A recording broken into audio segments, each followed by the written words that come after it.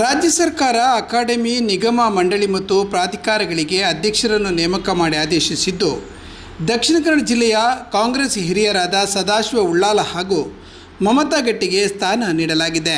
ಮಂಗಳೂರು ನಗರಾಭಿವೃದ್ಧಿ ಪ್ರಾಧಿಕಾರದ ಅಧ್ಯಕ್ಷರಾಗಿ ಸ್ಪೀಕರ್ ಯುಟಿ ಖಾದರ್ ಅವರ ಆಪ್ತ ಸದಾಶಿವ ಉಳ್ಳಾಲ ಅವರನ್ನು ನೇಮಕ ಮಾಡಲಾಗಿದ್ದು, ಅಧಿಕಾರ ಹಸ್ತಾಂತರ ಇತ್ತೀಚೆಗೆ ನಡೆದಿದೆ.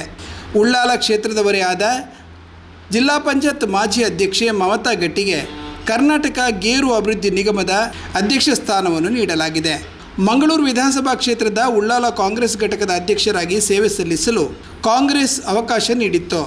ಪ್ರಸ್ತುತ ಮಂಗಳೂರು ನಗರಾಭಿವೃದ್ಧಿ ಪ್ರಾಧಿಕಾರದ ಅಧ್ಯಕ್ಷರಾಗಿ ಮಾಡಿರುವುದು ಸಂತಸ ತಂದಿದೆ.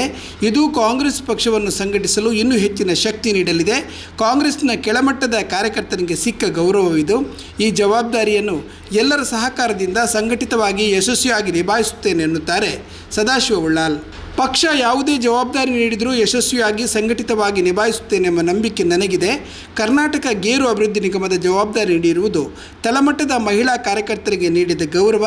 ಪಕ್ಷ ಸಂಘಟನೆಯ ಜೊತೆಗೆ ಈ ಹೊಸ ಜವಾಬ್ದಾರಿ ನೀಡಿರುವುದು ಸಂತಸ ತಂದಿದೆ ಎನ್ನುತ್ತಾರೆ ಕರ್ನಾಟಕ ಗೇರು ಅಭಿವೃದ್ಧಿ ನಿಗಮದ ನೂತನ ಅಧ್ಯಕ್ಷೆ ಮಮತಾ ಗಟ್ಟಿ.